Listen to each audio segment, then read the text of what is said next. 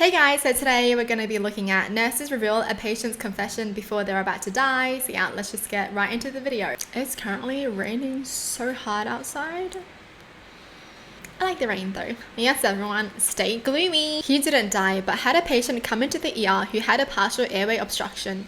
He thought he was a goner. He told his wife on the way in that he'd been having a decade-long affair. And of course, he ended up being okay. Well then, awkward. The wife left his room and did not come back. Good for her. Seriously, good. And why was he even confessing that? Right? Just take it to your grave. The fact that he wanted to confess to make her feel bad about it says a lot about him. He was like, I'm going to tell her before I die, so, you know, she's going to be mad her whole life. The patient has been sad and depressed as long as I've known her.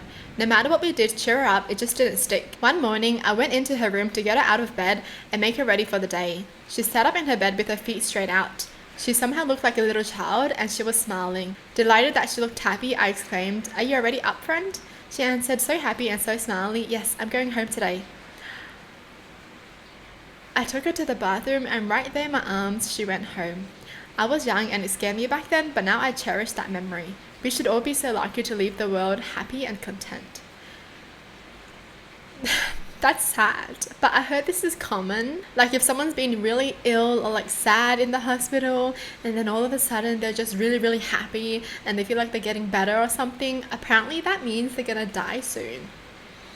Why? I mean, I think it is backed up because it's so common. I think there is a term for it, but I'm not sure. But that's so sad. I mean, if they're old, I guess that's kind of like happy in a way that they can leave happy. And they're probably thinking about all the people that have already left them. For example, the parents, right? The mom and dad. So she's probably happy that she gets to see them again kind of thing. I don't know why this makes me sad though. I've had a few people casually tell me I'm gonna die today. The first time someone was awake, alert and not in distress told me that, then died later that day, I was spooked. Then I learned to believe them. Wow, how did they know? It's just a feeling. I had an elderly lady in for shortness of breath. She was a very petite but otherwise healthy 90-year-old, lived independently at home. She had been with us for about 5 hours at this point. She's ready for imaging, so the husband goes to get her an overnight bag and we head to imaging. Fully lucid, stable BP, sinus rhythm, 99% sat on room air, asks me to tell her husband when he came back that she loves him very much and has enjoyed her life with him. 15 minutes later, we return to the room. I plug a monitor back into the podium and she arrests. She didn't get to tell him she loved him that one last time like I reassured her she would.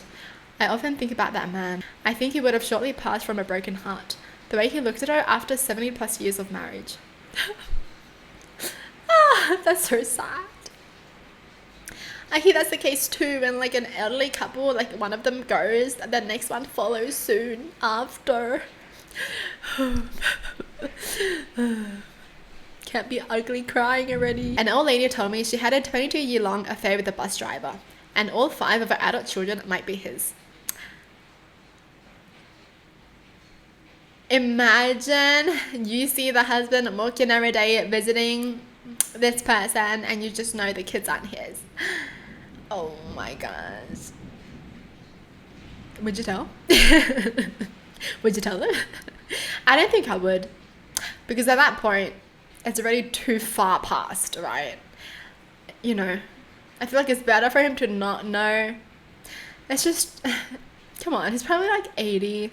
You probably don't want to like make him stress over something that can't be changed anymore kind of thing. Yeah, I wouldn't tell him. 2 come to mind. A mother and son were cooking meth and the house exploded. They both had enough burns they were not going to make it. They basically just held hands and apologized to each other and died together. They were both comfort care on our unit. What? A mother and son making drugs together? Excuse me? I mean, sad, but like, it could have been prevented. Brought a pediatric patient back for emergency heart surgery, about 14 years old. He was very nervous. Outlook looked grim. I held his hand as they began to induce anesthesia. I told him there was nothing to worry about. He was going to be just fine. He gripped my hand super tight as the drugs took hold, looked me in the eye and said, "I'm gonna die, aren't I?" I told him I'll be there when he woke up. He died on the table. I was the last thing he ever saw. 8 years later, I still think about that kid. I still see his face, the fear in his eyes. I still feel guilty that I lied right to his face. That's so sad. It's not even their fault, right? Woo, I'm extra emotional today. I'm gonna be getting my period soon. A bit TMI, but damn, I am a bit emotional today. Patient told me they had a dream that they were gonna meet me. I was the one to wash the body and prepare them for the morgue once they died. Wow. See, sometimes I feel like dreams are like reality of another world. Scary. Working in oncology at the time, had an older gentleman with liver cancer that had spread everywhere, including his brain. Having brain meds made him very vague, often nonsensical. He was in and out of consciousness and never really answered questions appropriately, in that his answers were very random. This is not unusual for people with brain tumors. He also had a thick Eastern European accent. His kids explained they immigrated from Russia in the late 80s to Australia. Anyways, one day I'm taking his vitals and he grabs my hand, looks me straight in the eyes and just says to me, "You know, I have killed so many people," in his very strong accent. I kind of just froze and didn't know what to say, but he let go and went back to sleep-reduced consciousness. Often people have a moment of clarity and make sense for a brief episode right before they pass. I didn't take it as a threat or anything, it just freaked me out. He passed away that evening after my shift was over, so I always wondered if this was a deathbed confession of sorts. Wow.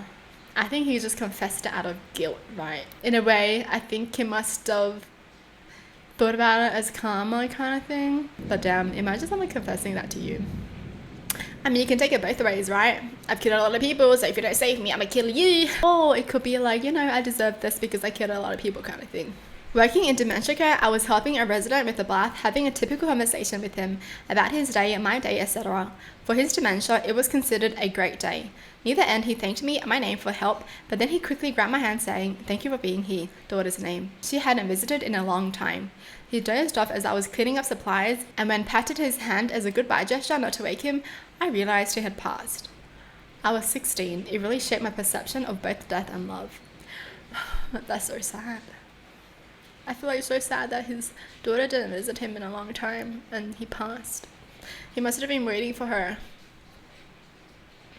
I mean, yeah, everyone has their own life, everyone's busy. But surely. Patient once told me he wished he had worked less and spent more time traveling and being with friends and family. He died the next day, not on my shift. It stuck in my head. A few years later, I retired, and this was one of the reasons. It changed my perspective. Wow. That's so true, yeah. But like, life doesn't really allow you to do that if you need to make money for a living, right? Like, yes, it's true. People can just be like, you need to spend more time with your friends and family and work less. But if life doesn't allow you to, you can't really do that. And isn't that sad? Like, we pretty much work our whole lives just to enjoy like the 10 plus years after they're like 60 or 70. I've had a few senior women who are in different stages of dementia describe violent SA they experienced as children. Many of their stories were similar in sense of when they told their parents they were blamed or not taken seriously. Really heartbreaking, but I never knew if they were actually true stories. That's so messed up. Right? When kids always want to tell their parents something and their parents don't believe them or they think they're lying. Why wouldn't you believe your kid? Is it the fact that they don't want to believe that it's happened, or they just genuinely think the kid is lying? Like, why would you not believe your kid? I once had a man who was extremely sick, confused, and at the end stages of life. I had only dealt with him on 2 separate occasions a few days apart, so wasn't super familiar with him. He confessed on both occasions to beating a woman to death in great detail. The when, the where, and why. I reported it but never heard anything back. None of the staff that had worked with him previously had heard this. One nurse told me she had mentioned he may have vaguely mentioned something about it, but didn't know the details. Also, not sure if it was confusion or true, but the amount of details he had and the way he said he was ready to put away for it was really disturbing. Wow. Why would he describe it in such detail? Like he was so into it kind of thing. Ew. Disgusting. Most recently, Jim in his 80s told me his grandpa was sitting in the chair in the corner of his room. He said, "I know he's dead, but he's there." I asked if it was scaring him and he said, "No, but he's telling me not to take my medications." I asked him what he thought would happen if he stopped taking his meds and he said, "You know." We stopped his medications and Jim died a week later. So he wanted to be with his grandpa kind of thing. Wow. Wow. I guess for him, his mind is like really telling him that it's his time to go kind of thing. So he must have been like, it's okay now. You know, it's time to go. I should stop taking my meds. Wow. Well, that's it for the video. Hope you guys enjoyed. Tell me in the comments down below what your thoughts are. And as always, thanks for watching. Hope you guys liked it. And I'll see you guys next time. Bye.